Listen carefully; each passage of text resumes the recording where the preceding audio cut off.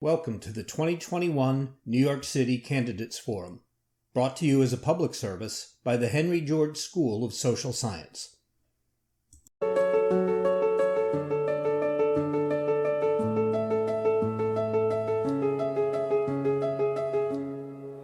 The shortage of housing and high rental costs are issues that many New Yorkers, especially millennials, are struggling with. How do you plan to address this problem? We are seeing a severe decline in population in New York City. And on par with that is we're seeing a lowering in affordable housing. And when I say affordable housing, I'm using the meter bar, which is averaging $900 a month, or what a lot of people consider to be housing secure is 30% or less of your monthly income into your housing. So that's what I mean when I say that. I believe that we need to create an environment for mom and pop landlords who are able to succeed. Meaning when I say mom and pop landlords, I don't mean a big conglomerate company that owns several buildings in New York and Chicago and they're based out of a prime office and it's corporate. I'm talking about people who own anywhere from 5 to 12 units, who live in the neighborhood that they own the units, and and it's an entire family's income based on a rental unit. That's what I mean by mom and pop landlords. Historically, those people are better caretakers of their units and of the neighborhood that they are in because they live in it, they have family connection to it, and it's not just a number on a portfolio, it is that family's livelihood. So I think a tax credit system to create those affordable housing options and create an environment where mom and pop landlords feel that it would be a worthwhile investment is what the city should do. I also think we should look at creative finance options for those people who might not be able to afford a full down payment.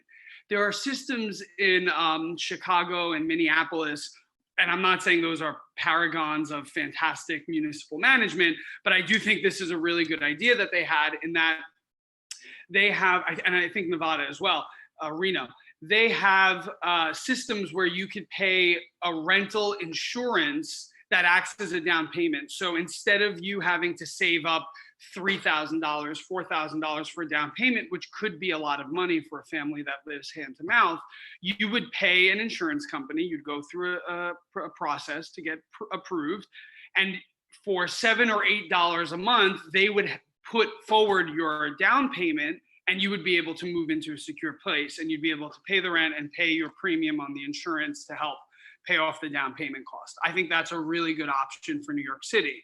That one that hasn't been looked at. Just as important as of having the space in New York that's affordable, it's having the means for those people to afford those spaces. So we're not saying New York City should pay for their down payment. We're saying we should provide, at least allow a third party to provide service that would allow these people to move. So I think the two options of creating the spaces and creating an environment for those landlords and creating the opportunity for those renters to hook up with those landlords and provide them with their money. Blighted and vacant parcels dot New York City, especially in the outer boroughs. What strategies do you support to put them back into productive use for both families and commerce? So that's a great question. So we're talking about two separate issues because vacant lots can mean a lot of things. Vacant lots can mean a big enough space to put an entire apartment building, or a vacant lot could mean a very small strip of land in between two highways or in between a road or a residential and a commercial space. So we have three things that we need to tackle here. First, you mentioned commercial. So let's just get that out of the way. The city does have a service where you can rent space from the city to, let's say, put up a food truck or put up a vending service. We have a great program in the United States where actually veterans don't have to pay for a vendor license. So if you can provide your own cart and you pass all your inspections, you don't have to pay a vendor license to the city for a veteran. I think that's a program we really need to see bolstered, especially since we have so many low-income veterans in New York City. So I think that the city should be making adequate use of all the spaces that are commercially viable. You're not going to rent out a space in the middle of nowhere where there's no commercial activity, because you're not going to have any clientele. That's obvious. But any space that could be used for commercial rentals, and I speak from experience because my family owns a small business and we used to rent land from the city. We own a flower shop to do spring plantings and Mother's Day bouquets and Christmas trees and stuff like that. And we paid a lot of money for that space, but it was worth it for us because we made money. And those are the types of situations I would want to see increase. In New York City, now moving on to the other stuff, the stuff that you can't use for commercial space. There's a man with a very sordid legacy. It's a bittersweet legacy, and his name is Robert Moses. And you've probably been to the bridge, but he created most of the infrastructure we have in New York. And if you see our little Green Street signs, those are those little parcels that they have green space in them that the Parks Department takes care of. Those are attributed to him. He bought all that from the Parks Department as the city and created those green spaces. Since his death, sometime in I think the 70s or late 60s, we have seen a steep decline of how the city and the Parks Department uses those spaces. There's a system that works in Europe, and I'm not one to quote European systems often, but this system works in that they've created their parks and they've made them public workout spaces, and they've put body weight machines in there and things that are low maintenance for the Parks Department to upkeep and clean and maintain, but are of great use to the city population. Gyms are very, very expensive in New York, and I think we have a rising problem with obesity, and this is a good way to kill two birds with one stone, in the sense that we want to provide the means for New Yorkers of all stripes to exercise for free. We want to lower the overall obesity rate in our city, and there is a way to convert this Doc, help me out. Kinetic energy that we could then transfer to electric energy. So for example, in Japan, they have these workout parks that if you do a rep, it converts that energy into watts, and then it's used for the municipal government. I don't know how, I think that was a great idea. And I think that's a way we could use a lot of these vacant lots, especially in underdeveloped socioeconomic areas where these residents really don't have access to a gym once they leave high school. And that's something that we should change just in terms of public health. So that's something I would really like to work on once elected. New York has had recent experiences with upzoning, Flushing and Murray Hill, for example. Evidence indicates upzoning capitalizes onto increased land values. What is your view on upzoning? I oppose upzoning and that's not a blanket statement, but I would very much question upzoning, especially in areas that are traditionally one family or R1 areas, for the main reason of infrastructure integrity. We do not have the infrastructure to triple the size of our neighborhood. Our sewer lines cannot handle it. Our electric grid, we have a blackout every year, cannot handle it. Our parking and our road infrastructure cannot handle it. We pay some of the highest taxes in New York City, and we have the least amount of money going to our infrastructure and road system. You can't drive from one end of my district in College Point to the other in Douglaston without passing a road that's strewn with potholes. If we triple the amount of population, you're tripling the amount of cars, you're tripling the amount. So just for a matter of infrastructure integrity, I would say for the most part, I oppose turning around and making every R1 and R3. I also think there's a major safety issue with the FDNY.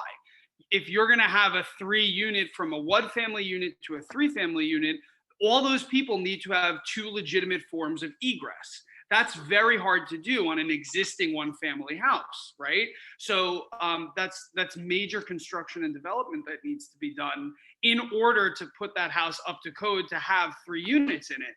And I unfortunately don't believe that a lot of people will incur that $30,000, $40,000 cost up front. And you're going to see a lot of people be put in a dangerous situation living in a house that maybe doesn't have a proper form of exit. And God forbid there's a fire or whatever. So that's something that I would seriously have to think that that has to be a neighborhood by neighborhood, almost block by block question. There's no way that I would support turning around and saying, okay, everything in District 19 is now up to an R3. That would be irresponsible and unsafe. Um, so I mean, I think there are too many restrictions on housing rentals in New York City? Yes, I think if you own a large enough house and you have the space and the means, and it's up to code, and you want to be able to rent out a unit in your house, you should have that ability if it's safe and proper. But to just blanket accept everybody, it's irresponsible. With large development and infrastructure projects such as Hudson Yards and the Second Avenue subway extension, would you consider supporting land value capture strategies to return that land value uplift to its creators, the taxpayers? Yes, blanket, yes, with caveats of making sure that the taxpayer in this situation is treated like what investors would call a preferred investor, right? Like you put your money in whenever you put it in, but you get it out first. And that's what I think the city needs to do blanket wide for LVC type stuff. Like if you're gonna do it, I'm all for it. I think the partnership between private and public is usually what creates the most growth, especially in a large metropolis like New York City, right? We have some of the most wealthy, we have arguably the most wealthy, the most prominent business people doing business here. Presumably, they're very smart. I don't know how true that is in the reality, but one has to assume they're smart. I would like to see an extension of partnership between the city and private. I think that an area where we haven't seen this partnership as well as we could have is actually in the MTA, in the Metropolitan Transit Authority. I am proposing that we actually bid out our debt to private investors as far as the New York City subway goes. And with bidding out that debt, we will grant them the right to improve a line of the subway and let all of those different private investors compete. And at the end of, let's say, a 5 or a 10-year period, we renegotiate everybody's contract and we figure out which system is the best and we use that system. That way the government is really great at spending other people's money. So we can kind of cut the bureaucracy of New York City governance out of development, which New York, unfortunately, is not good at. No government is very good at development. And we could kind of subcontract that part of our growth out to private equity.